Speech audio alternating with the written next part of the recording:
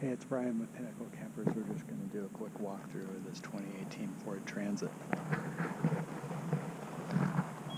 Give you a quick 360-degree view here of it, and then we'll get into some more of the details. This is a medium roof. It's a 148-inch wheelbase. This has the EcoBoost motor.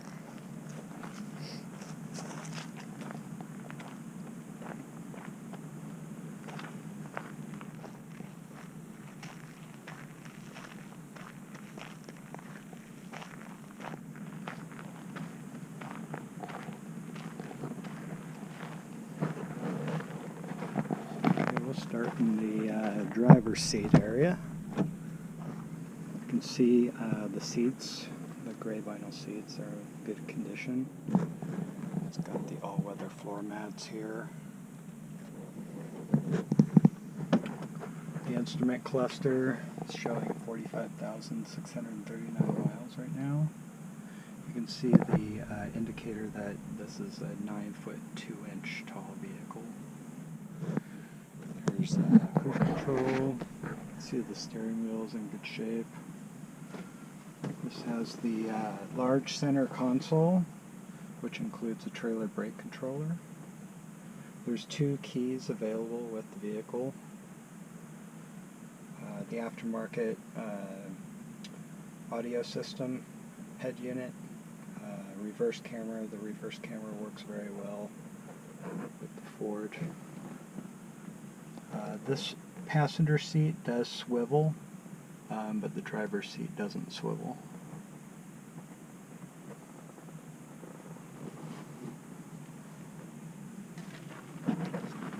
See detail of the running boards here.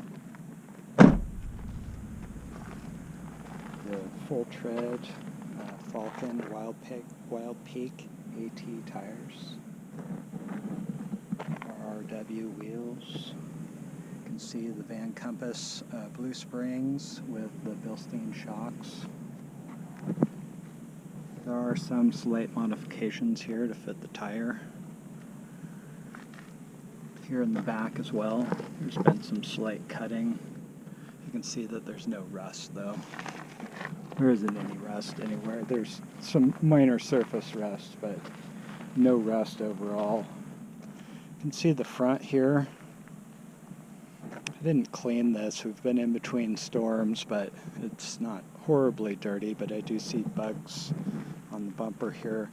There's also some slight damage here from the accident that it was in. I actually hit the car in front of me, but I didn't have this replaced because it's not horrible, and you know, it's a off-road camper, so it's no big deal.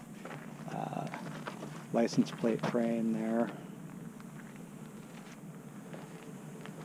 Wheel on this side, you can see in this wheel well, no rust. Everything's intact.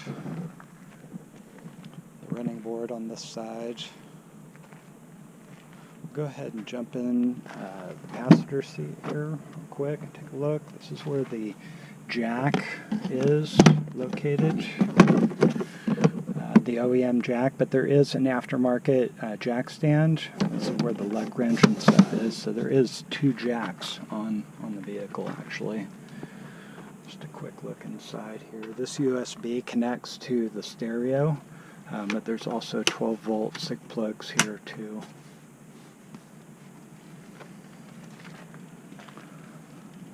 Okay. Slider door area. This is where the kitchen cabinet is. The refrigerator. You can see the refrigerator here. It actually has a removable freezer section. I actually take all those shelves out just because it gives more space. This is a drawer, and it's also large enough for pots and pans and dishes and things like that. This one would maybe be more for utensils and silverware. Heck, I see people putting maps in them, so who knows. This is the front light circuit, and this is this outdoor light, which is right over the outdoor table here. You can have the light on outside. There is actually a screen that fits over this whole section. See that in the pictures probably. Turn this off. So taking a look at the floor mats, these are all custom made for this vehicle. Taking a look inside, you can see the screens are here on the bed. These are the rear door screens and the slider door screen, and then the shades, which are the front windows, the cab windows, the bunk window. The rest have curtains. They actually fit in curtain pockets here. There's a lot of little details in this van that are kind of easily missed. The shades take up a lot of space, so the curtains have their own little storage space, which is kind of nice. The table here has a lot of options. It can, of course, go between the benches like a dinette, or it could be set off to the side. Kind of end up making it kind of a coffee table, as I put it, and just kind of leave it here when we drive. So inside the bench seat here is where the portable toilet is. You can also see that there's a little, I call it a dam, but it will capture any fluids that happen to end up out of the portable toilet. You can also see here where there's L brackets. Those are bolted through the floor for the seat belts for this bench seat. Cut just a couple of simple lap belts. Nothing special, but about what you'd find in, you know, a Class C RV. So this one, there's a pair of cushions in here, so if the table is between the benches sitting on the ledger here, you can drop cushions in, have a little like a kid's bed or a lounger, kind of like a chase lounge. You know, you can imagine, you know, a couple blankets or sleeping bags there and cuddle up for the day on a rainy day. Lots of storage there for backpacks and things. This is a bag of all the manuals. Take a look at this real quick. There's even the remote for the stereo, which really hasn't ever been out of the bag much. Parts for the rooftop tent. Manuals for everything in the van, extra fuses, pretty well equipped, an extra wheel cap. In fact, that one might be for the spare. You can see here, that's the heater output. The heater is actually underneath the van on that side, and it's tapped into the unleaded fuel tank outside. So all the combustion, everything's happening outside the vehicle. And it's also quieter in the vehicle without the heater in the vehicle, which I typically put it under the seat in other vans. So you can get a nice view of the cab here. The overhead shelf and the cab curtain. This can be closed, of course. It can also be stowed up here by this Velcro with the curtains stuffed in either side. It can also be set up between the rear doors as like a shower curtain for the rear shower area. That's probably in some of the pictures. But there's also a grab handle here for going in and out. Get a nice view of this. The idea is that a lot of the stuff in the kitchen is available from inside or outside, because when we're camping we like to cook outside, but coming in to get something numerous times over and over again can be kind of a hassle. I'll go ahead and close this door so there's less glare.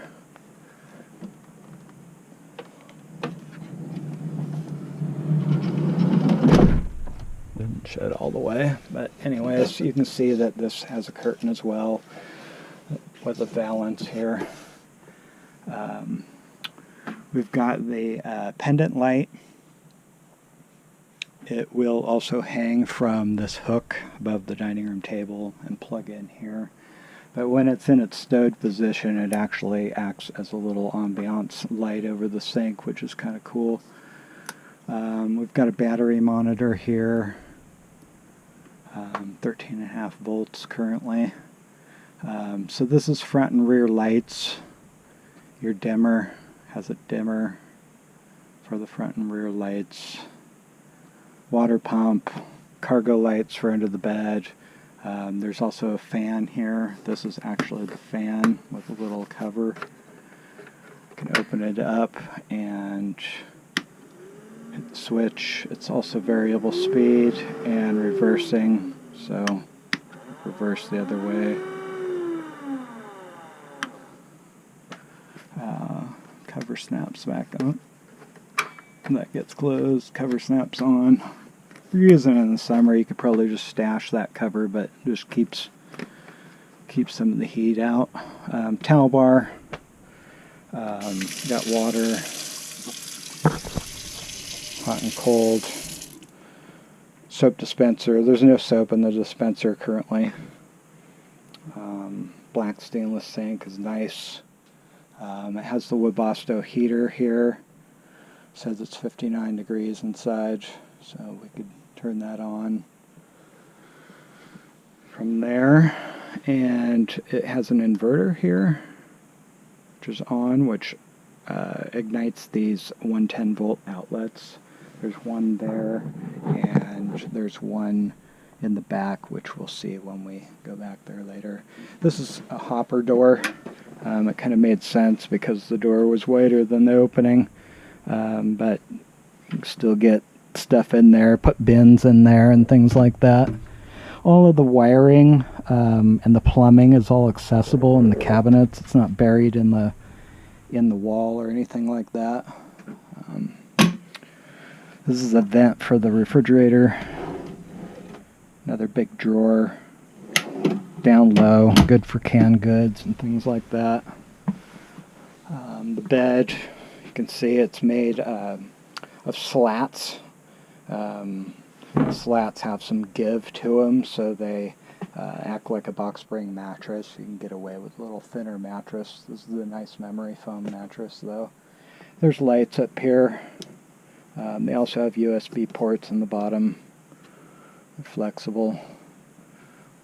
The bunk window is opening, of course. It's an awning window, so it can be open in the rain. This is typically where you'd want your head on this side, but you know, it can go either way depending on how level the van is in the spot and how much time you have to prepare it to be level.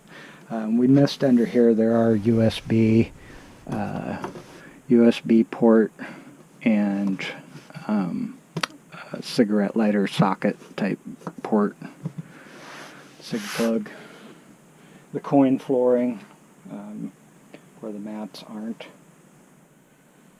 I think I mentioned that this is a swivel seat, but that one isn't. I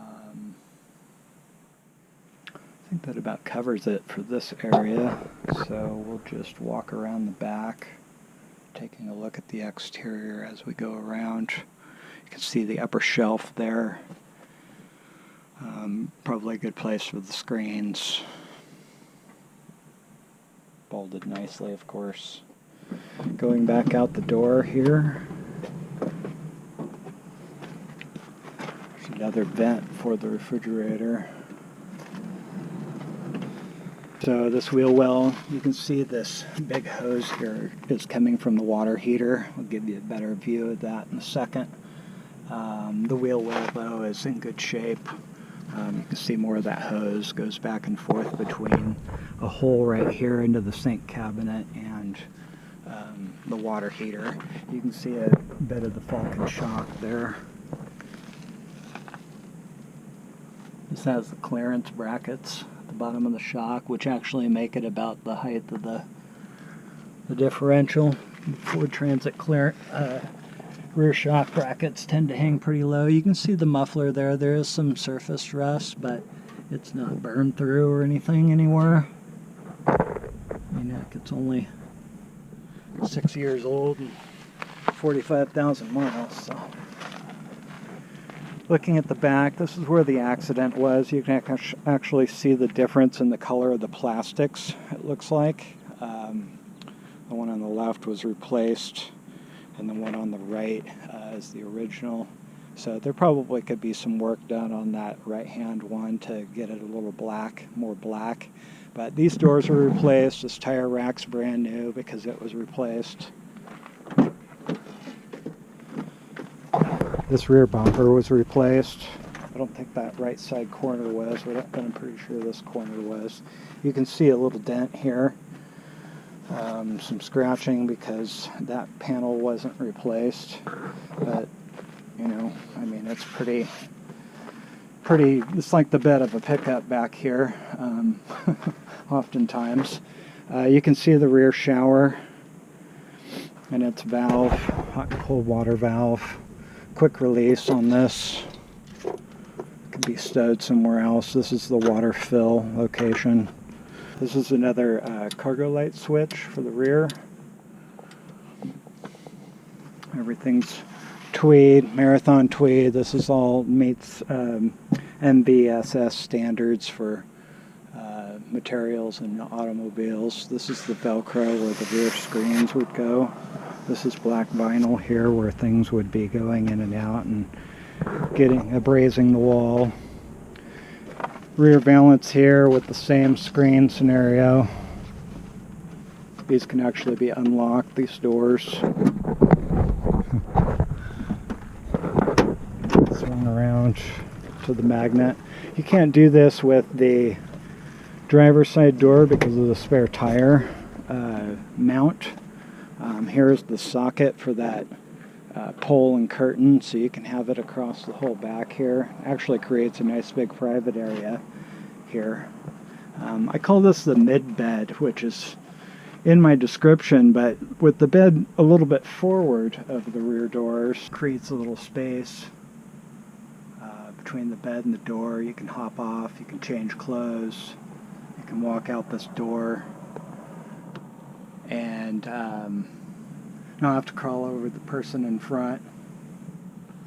I change clothes back here, you know, get out of muddy clothes or waders or snowboarding gear, drop all that off here, get in my sweatpants, roll over onto the bed, hop in the driver's seat. Looking further inside here,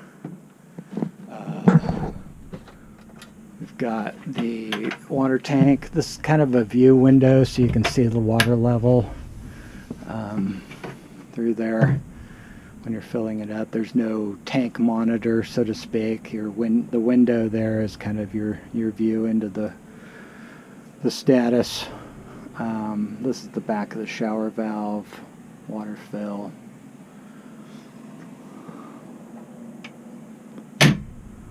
This side is where the jack is. This is just tightened down with a wing nut. This is the return air for the heater. This is where it pulls air all the way down to the other end and then blows it out just behind the driver's seat. This is the main on-off switch. 12-volt socket. This is where the electrical is. Got the inverter, the alternator charger, solar charger, a 6-place driver's side fuse box. This is actually the Webasto fuse, and it should be stuck in there.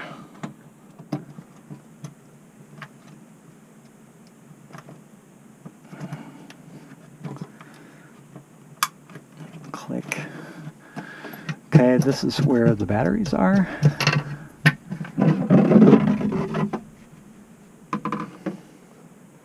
Battleborn batteries, a couple years old,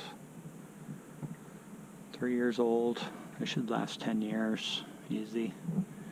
You can see a switch and an outlet there, so that outlet's only on when the inverter's on with the switch up on the kitchen there. And then the water heater can be turned on using the 110 volt power inverter, which you really want to rely on the engine to heat that water, but sometimes you may need to top it off. If you've been sitting for a while, and say you want to take a shower out in the cold, and the water's gotten cool because you sat for a while, then you may want to top it off. But it does consume a lot of power too, so it's always a consideration. These crates come with the van. They don't necessarily have to be in there. Put duffel bags or backpacks and things like that. There's some kind of secret storage here, but this is where a lot of the wiring runs are. Where that red ball is a hole that goes down to the bottom of the van, with the wires to the heater and things like that. So that just plugs the hole. Be a good place to put valuables when you're on the trail or something like that. This side here has, it's kind of like the plumbing closet where the pump is. There's a sand trap, passenger side fuse box, water pump relay. This is a set of valves for draining the tank. This comes from the tank. Trader valve, you can close this off and blow out the system. So pretty self-explanatory there. Put this back in. A little cubby here. Store stuff. There's L-track embedded into the floor, so depending on what kind of, you could put fork mounts or different types of ways to strap things down. Back here, see a view of the bottom of the bed. That about covers it back here. Get a view of the front from the back.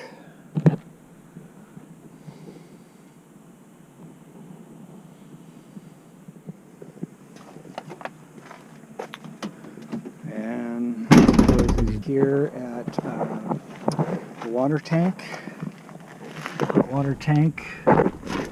This is actually the old spare tire winch. I'm going to strap it up. I didn't realize it was hanging down, but you can see that there with the little rock diverter. Keep it from hitting the tank. Little insulated lines going up. There is a thermostat, a snap switch.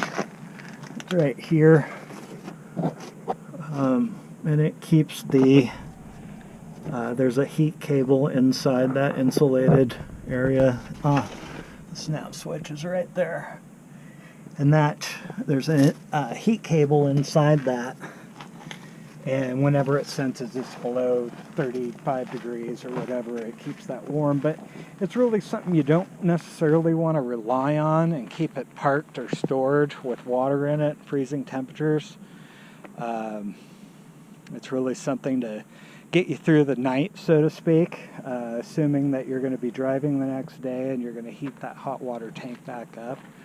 So under here, there's the gray water tank with an open close valve here, gate valve, and a drain, overflow vent. Right here, there's the heater and its exhaust pipe, muffler, deflector. Good view of the undercarriage, the back of the transmission. You can see there's no oil. It's pretty dry. It's in good shape. It's a good van. That's the fuel filter for the water heater. Pop the hood here. I'm going to take a look under there real quick.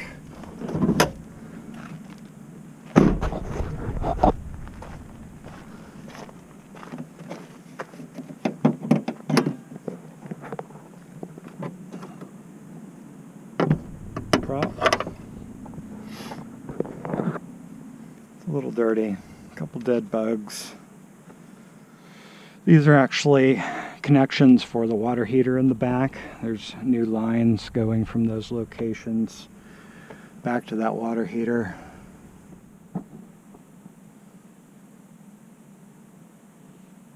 Other than that, there's no modifications up here.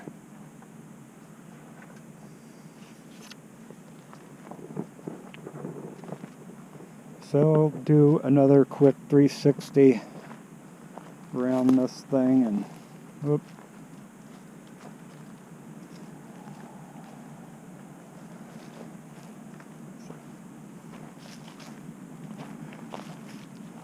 This is the Old Idaho Penitentiary and Botanical Gardens, by the way.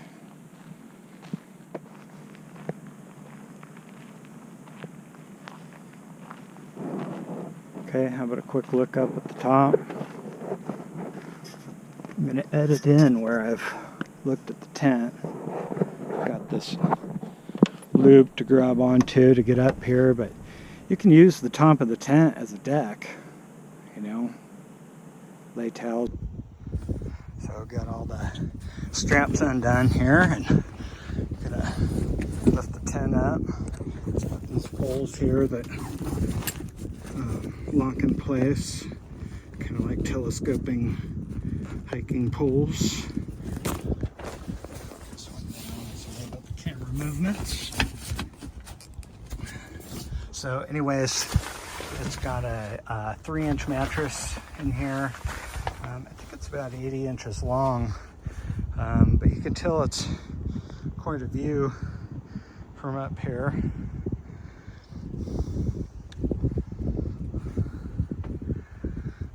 So I think that concludes